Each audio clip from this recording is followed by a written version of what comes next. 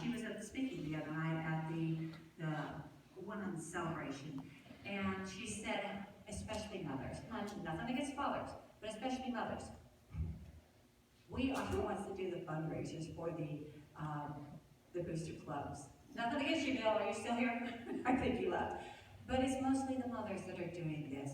We are the ones that are the soccer moms or the basketball moms. We are juggling dinner while your kid may be hanging onto your shirt tail. I don't know how many children I carried on my back while I'd be stirring the pot. And eating sandwiches in the car while we're going from one place to another, paying bills throughout the day, juggling, managing. I have the managerial skills, and that's the advantage to a woman. We can multitask. We do. I do. I multitask big time. That's what I will bring to the position as mayor, is those managerial skills. Excuse me. You want someone with experience and relationships needed to move our city forward. And I feel that the mayor's job takes more than a stint on city council. It requires someone with a strong educational background, a vast business experience, someone who has served on public boards and business and community organizations that serve our residents each and every day. I am that candidate. I hold a degree in business management. I've worked at Kent State University, where I was instrumental in bringing wireless networking to campus facilities. I also work for the Justice Department, teaching inmates how to use IT and different electronics. I've run a successful business in this town for more than a decade, and my finances, both personal and business, are impeccable. I've served as president of the Community Resource Center now for 3 years, and I've sat on the board of directors for a total of 7 years. I am a member of the Elks, the Moose Lodge, and the East Liverpool Chamber of Commerce. And I was a past vice president of the board of directors for Shine Reflections, an organization that seeks to help those suffering from mental illness. Over those years of service, I've seen a lot of things, like the same kids, year after year, participating in our summer feed program. I've seen them so often, they know me by name. This has to change. People need the opportunity to lead a good life. That is why I'm asking for your vote.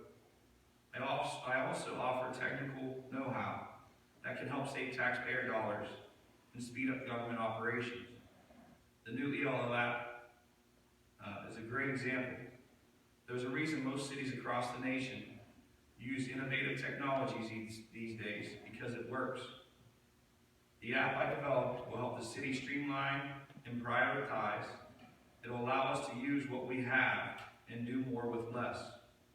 We can also start an online community for East Liverpool on nextdoor.com, a free private social network and an online forum that helps residents across the nation communicate with each other and our local governments about things that are most important to them. There's also an online tool called Co-Urbanize, which allows people to track and provide input on potential economic development projects in their community. There are a few examples of resources that are out there.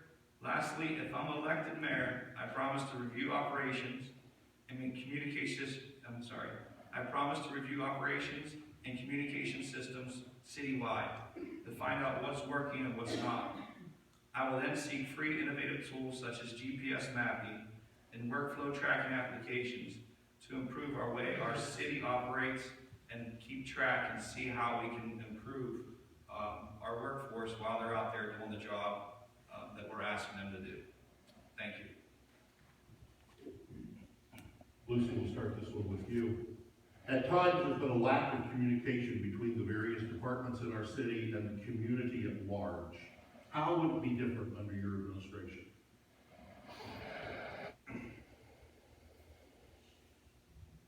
I kind of like the idea that Bill Jones was starting off with. Actually, it came from Ryan Estelle with the community events with the hot dog roast down there. Again, I'm caught off guard, but show me that we care. We truly care. city events, putting them on, getting together, and that is one way to do it. Yes, it's a little harder in the winter months to do a hot dog roast, but pulling something together inside, my wheels and my brain go 90 miles an hour, and I'm always coming up with something very creative. And the various departments with the city, and the city, need to come together and communicate with this community. There is no communication back and forth. When I first started going to the council meetings, I was thinking, why am I coming here? All I'm hearing is a vote on this ordinance, a vote on that ordinance, and the communication back and forth. If you weren't prepared to do your 5 minutes before all the information was presented, I'm thinking, how could I know what to say when I just sat there? I had to give the information before. To me, that was a complaint session. Well, what if I came to learn, which I was? What was I learning? That everybody was sitting there voting? Yeah. Are you here? Are you here? And it got very, very boring. And no information was coming out.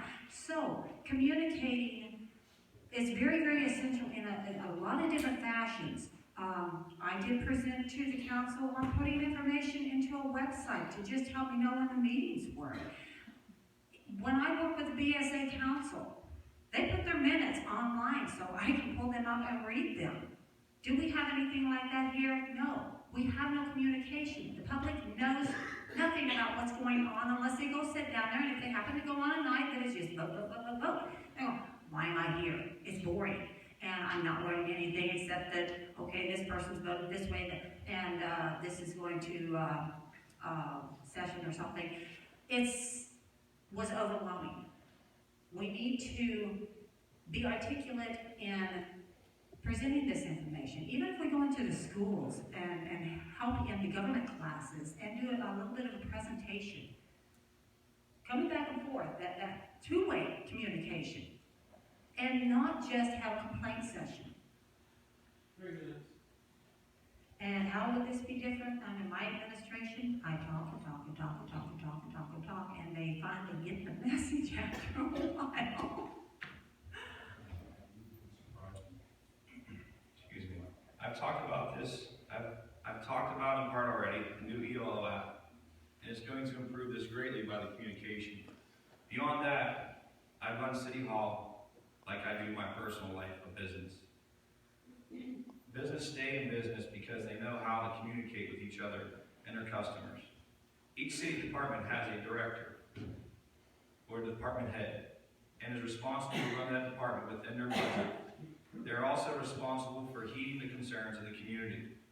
If elected mayor, not only will I insist that our departments do a good job in communicating with the citizens, but I'll also review the work of any failing department and find ways to improve it. Another thing I would do is enhance the tax department with a part-time employee. So that way during tax season, we can process payments in a timely manner and get those revenues when we need them the most. This past year, it took City Hall until almost August to process the income tax revenues. That's like going to Walmart, filling your shopping cart full of items, and waiting in line months to be checked out with a single cashier on duty. We have to do better. The third quarter report for the income tax is down once again. That's alarming because that is part of our bread and butter. We've tied the property taxes. The income tax is our second account that we really rely on. And when that's down, that means that we have to cut our budget. And when we start cutting budgets, that means we have to start looking at employees or finding ways to cut it. And right now, knock on wood, we haven't had to look at employees. And in my plan, there is a way that myself, and I have an ordinance already set, that I will take a pay cut in the mayor's salary down to $25,000 base salary. I will not take no medical insurance. I will not take no car allowance.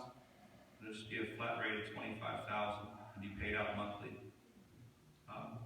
That'll save the city almost $30-some thousand right off the bat, January 1st. So right there, we've got to start ahead of 30,000.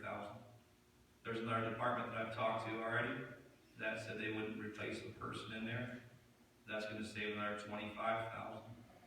So right there, we're at $55,000, and we haven't lost anybody. We haven't had anybody lay off. A lot of these things have to be set and looked at with a microscope, and I've done that. But one thing that is very alarming is the deficit that we have in the city. And with the police levy coming out, that will really help fund our budget and bring it back to where we need it. And we can honestly, and I can honestly say this, I see room in the budget to put another police officer on the force. And if a police officer retires, which there is talk in January, we can actually get two police officers compared to the price of one now because of their salaries and longevity that they've been there and stuff. So, thank you. Communication is key to success in anything. My administration will focus on being transparent to the public and, more importantly, openly communicating our vision and goals. It is going to take all of us, every single citizen, working toward a better East Liverpool and common goal, and I'm ready to lead that. We have to be on the same page, and we have to communicate with each other. There's just no way around that, and that's what you'll get with my administration. We're getting ready for the last question. I never thought with 3 politicians and a preacher on the stage that we would get done ahead of schedule. Okay, that's newsworthy. That's newsworthy right there, okay? Please do not let word of that leak out to my congregation or I'm ruined, all right? But we're going to have a concluding question, and then each of them have a concluding wrap-up comment. And so this last question actually came about because I overheard a discussion. I took a friend out. We went out for a fine dining experience. We were at the hot dog shop in East Liverpool. And don't chuckle, I like the hot dog shop. But we were hearing some people, and they were talking about our city, and they were talking about upcoming elections. And one person said to the other one, he said, "Why don't you run for mayor?" And I love the response. Okay, the response was, who in their right mind would want to be mayor? And so, Brian, we're going to start with you, but with this question. So why do you want to be mayor? And as mayor, starting on day one, what would your priority be? I had to think about this one because I didn't want it to be where I just want to be mayor. So I kind of look back at why I wanted to be mayor. So when I first moved up to East Liverpool, I found the perfect house on Ohio Avenue, overlooking our beautiful river. Like all of you, I love my home. My love for my home grew into a love for this town. So when I started to become better acquainted with the unique challenges we face as a community, I knew I had to do something more to help.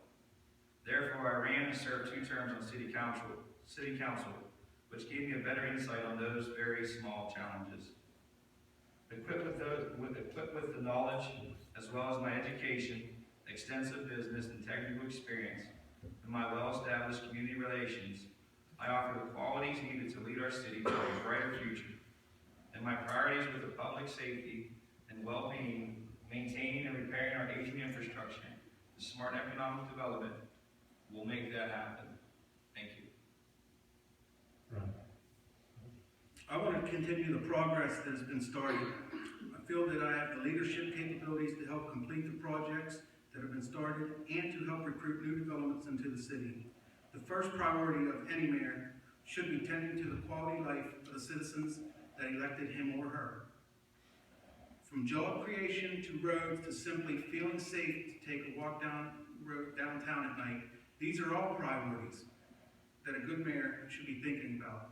And I don't think any one of them is higher than the other.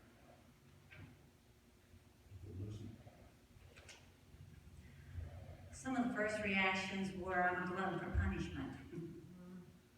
But in reality, I've been called. When Pastor Tim Ginter first put his hat in the ring, running, even though he didn't win the first year, And many of you do not know that I know Pastor Tim Ginter before we ever moved here, because I sought him out and talked to him before we ever moved here. But when we came here, the Lord put me in First United Methodist Church because we lived next door to the parsonage. And we were able to meet. I was able to meet them after about a month, even though the first week we got here was Easter weekend, and my husband had to be at work the first day. We were housed in Boardman, actually Poland, in the Residence Inn, and we were rushing down the river to get to the River City Fellowship in Empire for Easter Sunday. We were late. We had to leave early because he did not put his uniform on.